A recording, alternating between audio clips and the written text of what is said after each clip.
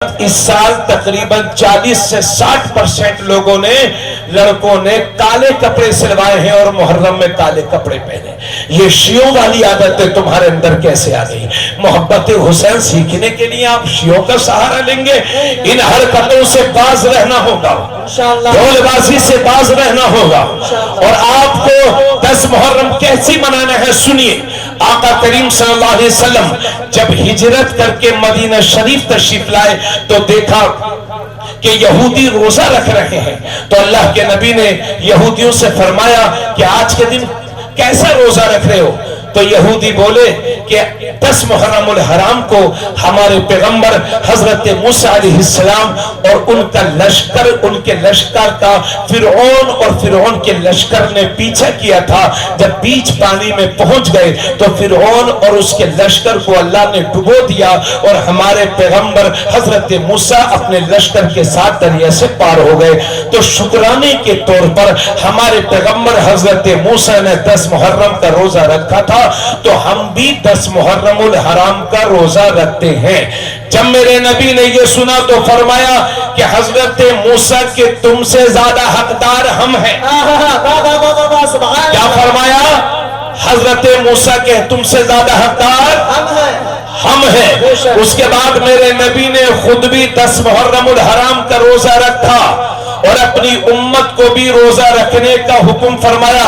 بیٹا توجہ دیں گے ذرا, غور سے سنو, غور سے. اب جب ادھر بھی روزہ رکھا جا رہا ہے, ادھر بھی روزہ رکھا جا رہا ہے, یہودی بھی 10 محرم کی تعظیم کر رہے ہیں, عیسائی بھی 10 محرم کی تعظیم کر رہے ہیں, اور مسلمان بھی 10 محرم کا روزہ رکھ رہے ہیں.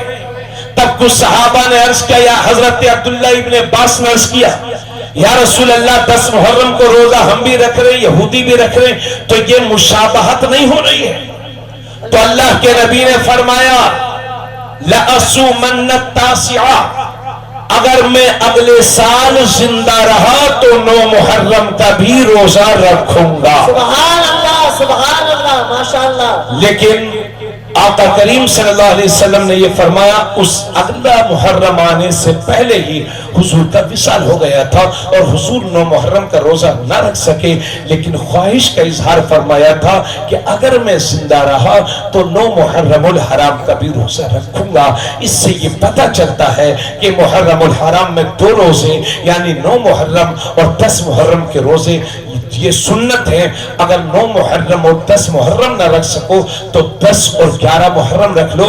رمضان شریف کے روزوں کے بعد اگر سب سے زیادہ کسی روزے کی فضیلت ہے تو وہ محرم کے ان 2 روزوں کی فضیلت ہے. بے شک, بے شک. تو رکھیں گے انشاءاللہ. انشاءاللہ. میری بہنوں, تم سیدہ فاطمہ زہرا کی کنیز ہو. بے شک. میں آپ سے عرض کرتا ہوں اپنی بیٹیوں کو میلے ٹھیلے نہ بھیجو. صحیح ہے. 10 محرم الحرام کو روزہ رکھو اور اپنے بچوں کے لیے اچھا کھانا بنواؤ. بے شک. اس لیے کہ حدیث شریف میں یہ بھی ہے کہ 10 محرم الحرام کے دن جو اچھا کھانا بنوا کر کے اپنے اہل و عیال کو کھلاتا ہے پورے سال اللہ اس کے رزق میں وسعت کشادگی عطا فرماتا ہے. سبحان اللہ, سبحان اللہ. ٹھیک ہے, تو آپ کو روزہ بھی رکھنا ہے, سبیلے بھی لگانی ہے, کھچڑا بھی بنانا ہے, بریانی بھی بنانی ہے اور سبیل بھی لگانی ہے. اگر کوئی روزہ رکھے تو سبحان اللہ, لیکن روزہ نہ بھی رکھے تو اس پر آپ لان تان نہ کریں, بے شک. کیونکہ محرم کا روزہ رمضان کے روزے کی طرح فرض نہیں ہے. اتنی باتیں کہنے کے بعد اب آئیے ایک مثال کے طور پر آپ کو ایک بات عرض کر رہا ہوں. آپ کبھی حیدرآباد کچھ لوگ گئے ہوں گے, نہیں گئے ہوں گے تو کانپور بہت سارے لوگ گئے ہوں گے. کانپور کی بڑی چیزیں مشہور ہیں, لیکن کانپور کی بریانی کے ساتھ بڑے چرچے ہوتے ہیں. علی محمد, اچھا وہاں بریانی ملتی ہے. اچھا ماشاءاللہ, اللہ سلامت رکھے. حیدرآباد کی بریانی بڑی مشہور ہے, اور جب جب ذکر ہوگا تو مراد آباد کی بریانی کو بھی مت بھولیے گا. لیکن یہی بریانی آپ بنگال میں بنائیں گے تو اتنے موٹے موٹے چاول کا پلاؤ تو بن سکتا ہے, لیکن کانپور اور مراد آباد کی بریانی نہیں بن سکتی. اچھی بریانی کب بنے گی؟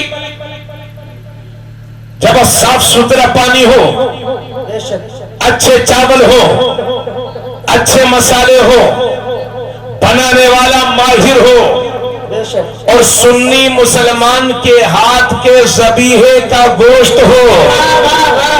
बाज लोगों ने जहां फिराई, चिकन फिराई देखी बस जुट गए। हराम ग़िज़ा बदन पर सबसे ज्यादा बुरा असर करती है। अल्लाह के नबी सल्लल्लाहु अलैहि वसल्लम फरमाते हैं, जिसके पेट में एक लुकमा हराम का पहुंच जाता है, 40 दिन तक उसकी कोई भी इबादत कबूल नहीं होती। वहाबियों के हाथ का ज़बीहे का गोश्त नाजायज़ व हराम है। इसलिए जहां गोश्त देखा, बाज लोगों की आदत है जहां बस गोश्त का उर्दू लिखा देखा बस पहुंच गए।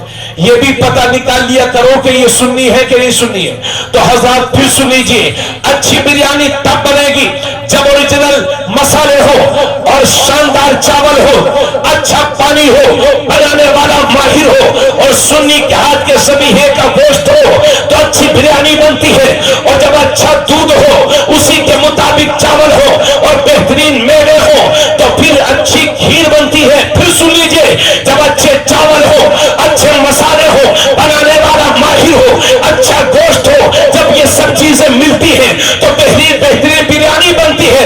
तवज्जो चाहूंगा, और जब नबी का नूर हो, अली का खून हो, फातिमा का दूध हो, जब ये तीनों चीजें मिलती हैं तो उससे बनने वाली जात को हसन और हुसैन।